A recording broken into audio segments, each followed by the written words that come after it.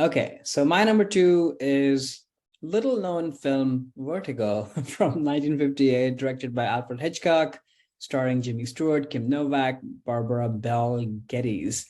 Quick log line from IMDb: former San Francisco police detective juggles wrestling with his personal demons and becoming obsessed with the hauntingly beautiful woman he has been hired to trail, who may be deeply disturbed.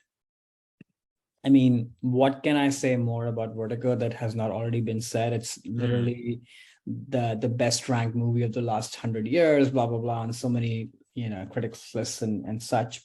But for me personally, this movie is on my list because I think we've been dancing around this a little bit, and I was holding myself to not use that word up till now, which is San Francisco is a very mysterious city. Yes. I think this captures the mystery of the city. And some of that has to do with, just as topographical elements, the fog, the narrow streets, the steep elevations that sort of come out of nowhere.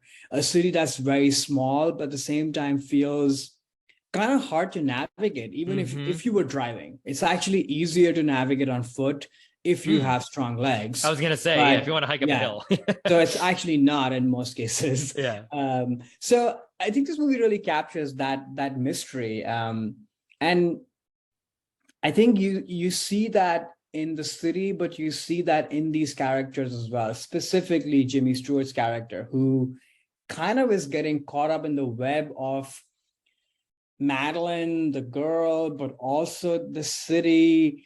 There's like a literal sort of falling in the vertigo that is happening in front of your eyes. And then by the end of the movie, you as an audience member have also been hypnotized in the mystery and the web and the vertigo Oh of it yeah. all, Mm-hmm. which is why this movie is just so, I feel like this movie cannot be pinned down because of Mm-hmm. that. And Mm-hmm. that's why this movie, I know you and I actually watched it in 70 millimeters in Yeah. Oh Seattle, and we were yeah. like, oh, this movie is great. But I had not seen it before that time. So I Mm. struggled that, oh, why is this movie, ranked the way it's ranked? And I think after many, many more viewings, I get it because of that nature, that it's an elusive thing which intentionally or unintentionally has been captured on celluloid somehow, and it's a gift that'll just it'll just keep giving. And I think Mm-hmm. that's to me is how I view San Francisco as well, through all the things that we've been talking about.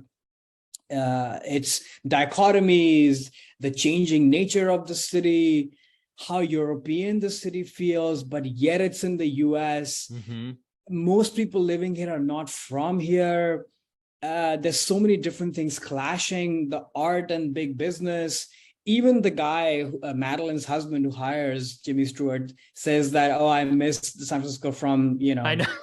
from way back when. Yeah. So I always laugh at that because this theme of kind of reminiscing on the past of San Francisco has been going on for centuries, probably, it Yeah. seems. No, that was very And funny.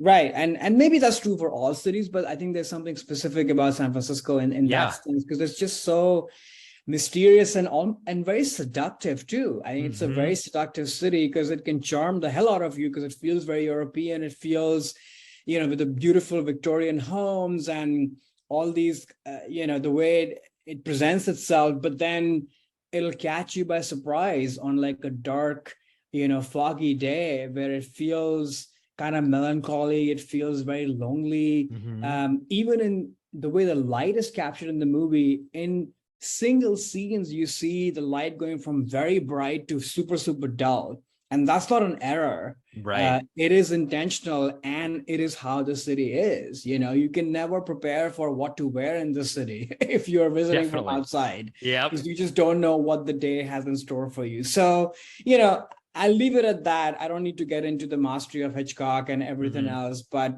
this movie, whenever I think of San Francisco, and whenever I think of sort of driving around and having kind of a day for myself, this is the movie I think of. This is the score I put on in my car, or if I'm walking around in that sort of mysterious melancholy mode. I think this movie is just perfect in capturing that.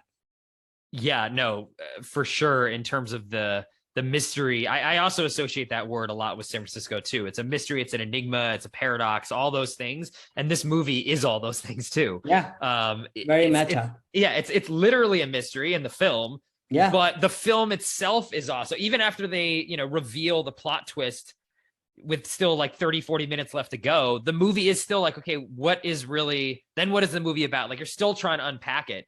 And, like you had referenced, we saw this movie in 70 millimeter together. And I'm a huge Hitchcock fan. He's definitely one of my top, like, 2-3 favorite directors of all time. Seen all of his films multiple times. And this was the one film over the decades that I just never got. It was like, I would watch it and be like, I still don't get it. Like, why do people like this so much? Like, it just was an unapproachable thing, like a white whale to me in terms of my my film knowledge. But then once we finally saw that in that 70 millimeter, then it kind of clicked and I kind of got it. And I think too, San Francisco is a city that is, the more every time I go, it feels there's different things, like I said, that layers to it, and I feel differently about it. And it's always going to be changing, I think. I mean, I've kind of accepted the fact that I'm never going to really have like, okay, well, this is SF. I get it. No. Done. It's going to stay the same now. Every time I go back, it'll be the same. I'll feel the same about it. No, it changes much like this and film does. Part of the mystery of the city. It's exactly. What makes it mysterious. That 100%. Sort of constant change. Yeah. Yep.